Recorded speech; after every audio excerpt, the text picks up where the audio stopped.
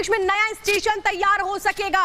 ये है इस मिशन के फायदे। तो ब्रह्मांड की रिसर्च में बहुत बड़ी सफलता हाथ लगेगी। बहुत सारी ऐसी चीजें जो सामने आना बाकी हैं और उसी की खोज की जा रही है। जो आप देखिए, एक और तस्वीर मैं आपको दिखाने जा रही हूँ। चंद्रयान की तस्वीरें आप देख रहे हैं। भारत ने चांद पर अपनी चहलकदमी शुरू कर दी है। जो रोवर है प्रज्ञान रोवर, वो बाहर आ चुका है। प्रज्ञान रोवर जो 1 सेंटीमीटर बाय प्रति किलोमीटर आगे बढ़ रहा है, यानी जो रफ्तार है बहुत धीमी गति है। तो रोवर प्रज्ञान 1 सेंटीमीटर प्रति घंटे की रफ्तार से आगे बढ़ रहा है, यानी कि बहुत धीमी गति से आगे बढ़ रहा है। तो आधे किलोमीटर का वो पूरा दायरा है जहां पर ये उतरा है, जिसके इर्द गिर्द घूमेगा प्रज्ञान। लेकिन आप समझिए, हिंद की मून स्पेस के जरिए, इस मिशन के जरिए फायदे क्या होंगे। स्पेस मार्केट में भारत की हिस्सेदारी बढ़ेगी, यानी कैसे हम इस मिशन के जरिए अपनी अर्थव्यवस्था को भी बहुत आगे बढ़ाएंगे सफलता के साथ। इस मिशन के ये भी फायदे हैं। चांद पर पानी मिला तो बड़ी कामयाबी होगी, क्योंकि जिंदगी की संभावनाएं तब बढ़ेंगी। चांद पर रॉकेट फ्यूल बनाया जा पाएगा, क्योंकि ये भी एक इस मिशन का हिस्सा रहा है। स्पेस क्राफ्ट की रिफ्यूलिंग की भी जो व्यवस्थाएं हैं उसके इंतजाम कर लिए जाएंगे। इसको लेकर भी जानकारियां जुटाई जा रही है। अंतरिक्ष में नया स्टेशन तैयार हो सकेगा। ये है इस मिशन के फायदे। तो ब्रह्मांड की रिसर्च में बहुत बड़ी सफलता हाथ लगेगी। बहुत सारी ऐसी चीजें जो सामने आना बाकी हैं और उसी की खोज की जा रही है। 400 करोड़ साल का रहस्य खुलने की उम्मीद है। ये कहा जा रहा है कि जो चंद्रमा है उसकी उत्पत्ति जब पृथ्वी से एक पत्थर टकराया था उससे हुई थी। लेकिन क्या ये हकीकत है, अब वो चीजें भी सामने आ पाएंगी। इंसान के जीवन की संभावनाएं तलाशी जाएंगी, क्योंकि कहा जाता है अगर पानी है तो फिर जीवन संभव हो सकता है चांद पर। चांद पर मौजूद दुर्लभ धातुओं का भी पता लगेगा इन 14 दिनों में। जो प्रज्ञान रोवर है वो जो जानकारियां भेजेगा उसके जरिए हीलियम 3 को अगर मिलता है वहां पर, तो ये एक बहुत बड़ी कामयाबी होगी और उसी दिशा में अब काम आगे बढ़। जब लैंडर चांद की सतह पर लैंड करने ही वाला था, उसकी उल्टी गिनती ने लोगों की धड़कनें बढ़ा रखी थी। इन्हीं बढ़ी धड़कनों की संख्या ने इसरो के ऑफिशियल यूट्यूब पेज पर सारे रिकॉर्ड तोड़ दिए। विक्रम के लैंड होने के कुछ मिनट पहले ही इसरो ने अपने YouTube चैनल पर लाइव स्ट्रीमिंग शुरू कर दी थी। जैसे जैसे घड़ी की सुई शाम के 6 बजने की तरफ आगे बढ़ रही थी, उसी के साथ इसरो के ऑफिशियल YouTube चैनल पर जुटने वालों की तादाद में भी तेजी से उछाल देखने को मिलता चला गया।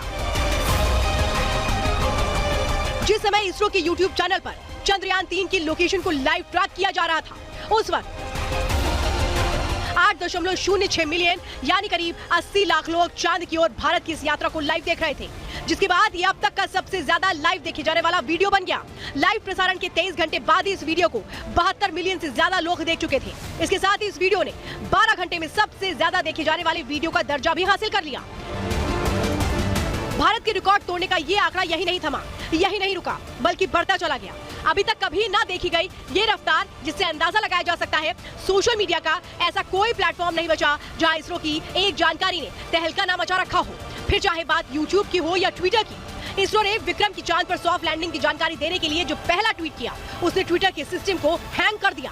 बताया जा रहा है कि ये ट्वीट ऐसा साबित हुआ जिस पर रिकॉर्ड तोड़ लाइक्स मिले। खबरों के मुताबिक ये ट्वीट भारत में अब तक का सबसे ज्यादा लाइक किए जाने वाला पोस्ट बन चुका है। चांद के साउथ पोल पर पहुंचे भारत की कामयाबी का राग पूरे विश्व में ऐसा छिड़ा कि भारत को इस बुलंदी पर देखकर बड़े से बड़ा शक्तिशाली देश भी हैरान रह गया। लैंडर मॉड्यूल पूरी तरह से सेफली और सॉफ्टली चंद्रमा की सतह पे लैंड हो चुका है। India is on the moon. जो देश चांद तक पहुंच सकता है, आप बताइए वो क्या नहीं कर सकता। It's a proud moment for India.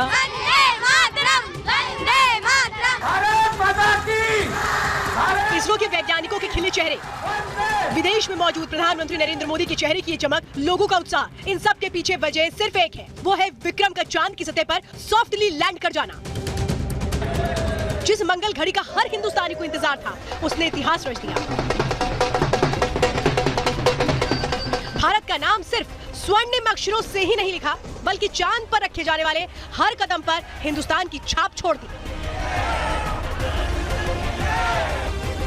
23 अगस्त 2023 यही वो तारीख है जब भारत ने एक इतिहास 3,84,400 किलोमीटर दूर चंद्रमा पर रचा। लेकिन इसरो के हौसलों की उड़ान कितनी बड़ी है वो जरा समझिए। जो अगला मिशन जिसके बारे में बात कर रही हूँ वो है आदित्य L1, जिसको लॉन्च करने की तैयारी इसी साल सितंबर में है, यानी अगले महीने इसको लॉन्च करने की तैयारी है। और इस पर जो बजट है वो 378 करोड़ रुपए है। मकसद क्या है इस मिशन का? सूर्य का अध्ययन करना, सूर्य के बारे में जानकारी हासिल करना। अब देखिए, जो दूसरा मिशन आ रहा है वो निसार है।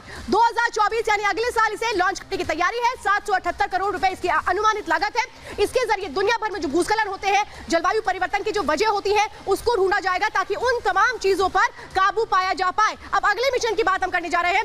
निसार के बाद जो इसरो का अगला मिशन है वो है स्पीडेक्स, जो 2024 में, यानी ये मिशन भी अगले साल लॉन्च करने की तैयारी है। 124 करोड़ रुपए में इसे तैयार किया गया है। स्पेस स्टेशन को तैयार करने के लिए इस मिशन की शुरुआत की जाएगी। दरअसल स्पेस स्टेशन के लिए 2 उपग्रहों को जोड़ना जरूरी होता है, ये लेकिन कैसे इनको जोड़ा जाएगा, इनको साथ लाकर स्पेस स्टेशन कैसे तैयार किया जाए, ये इसका मकसद है। अब अगला मिशन जिस पर सभी की निगाहें हैं वो है मिशन गगन।